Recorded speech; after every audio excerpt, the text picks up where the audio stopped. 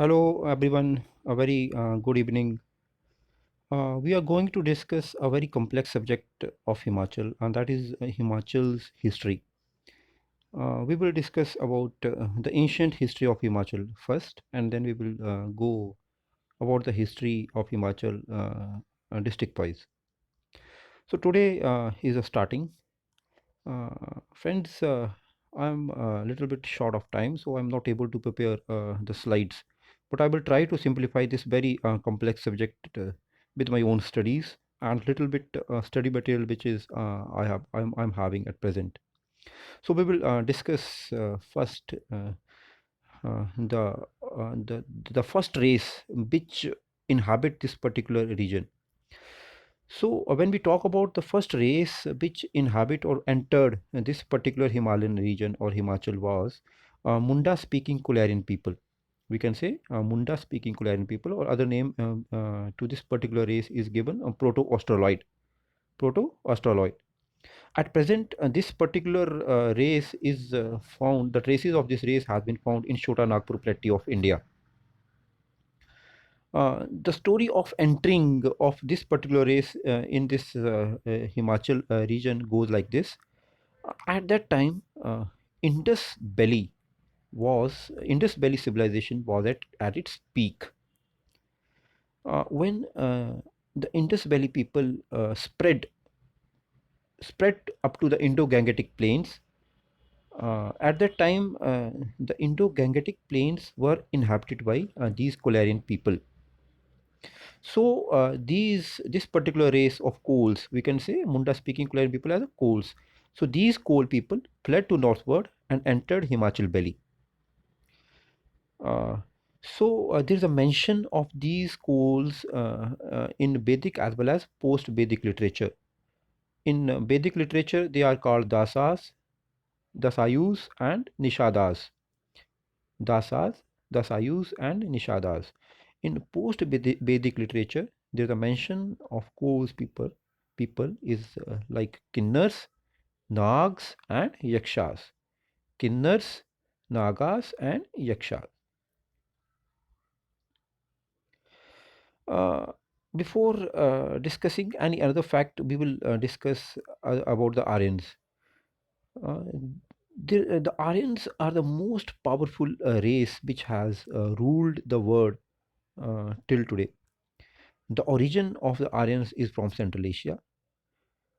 So there's a thought of migration of Aryans, and the first thought goes like this: that there were three branches of Aryans who migrated from the Central Asia in the search of new homes. The first branch entered to the Europe. The second branch, the second branch of Aryans crossed the Pamir and entered to the Kashmir and Himachal Pradesh. The branch to be known as Khasas, and Khasas called them Kshatriyas. These Khasas, or we can say Khas people, were like warlike tribe. Means they lived uh, by fighting the wars. When they settled permanently, they organized themselves into family and villages, and their head was called Mavi or Mabna. And with the passage of time, these Mabnas, who were headed by the Mavis, were called Janpadas. Mabi in general term means a strong man. Mabi or Mabna means a strong man. And they, as I have discussed that they were a warlike tribe, they used to fight with each other and plunder uh, the region of one another. So they were not considered as pure Aryans by the Aryan people. They were a branch of Aryans, but they were not observing the customs, the strict customs of the Aryans. So Aryans considered them a inferior race. A true Aryans, which entered this particular region, it was a third branch. They considered the Khas people as a inferior race. So the third branch of Aryans, which is known as Indo-Aryan, When they left Central Asia, they moved southward and came to Iran. Then they crossed Hindu Kush. Hindu Kush is a mountain range in Afghanistan. Iran, then they settled in Iran and they crossed the Hindu Kush and came to Indus Valley. The Aryan people called this particular Indus Valley region as Sapta Sindhu, means a land of seven rivers. They called this particular region as a Sapta Sindhu, a land of seven rivers. When they met the Indus Valley people, uh, the Indus Valley people were much more civilized and they were living in fortified cities, means a belt developed cities. As Aryans were also a warlike tribe, and they overran the Indus Valley people and they crossed the Punjab and moved up to the foothills of Himalayas.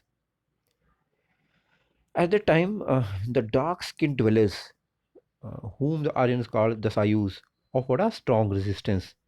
The Sayus means coal people. The coals who were the basic inhabitants of this particular region, they gave a strong resistance under the leadership of Sambhra. Sambhra was a king of coals. We can say the Sayus also. And this Sambhra was defeated after a fight of 40 years, and he was in the possession of 99 forts. According to Vedas, now who was Sambhra? According to Vedas, there's a mention of this particular king. This the powerful king according to Vedas was Sambhra, who had 99 strong forts. So this particular king of coals gave a strong resistance to the third branch of Aryans, who were called Indo-Aryans. He gave a strong fight for 40 years, and in that fight, his 99 forts were destroyed. So there's a mention, we can say not mention, but there are evidences of uh, the people who lived in the foothills of Himachal or Himalayas were in different valleys. And the first example is Banganga Byas Valley of Kangra. Second is Sirsa Satluj Valley of Nalagarh Bilaspur. And third one is Markanda Valley of Sirmaur. In all these valleys, the tools which were used by the people who inhabit this particular region in that particular time has been found. There is also a mention of different sages or rishis uh, who have a connection with different places of Himachal. For example, Renuka Lake in Sirmaur is connected to Jamadagni Rishi. The Bashist Kund in Manikarn is connected with Parshuram. Byas Cave in Himachal, which is at present in Bilaspur, is connected with Byas, and Hatkoti in Jubal area is connected to Pandavas.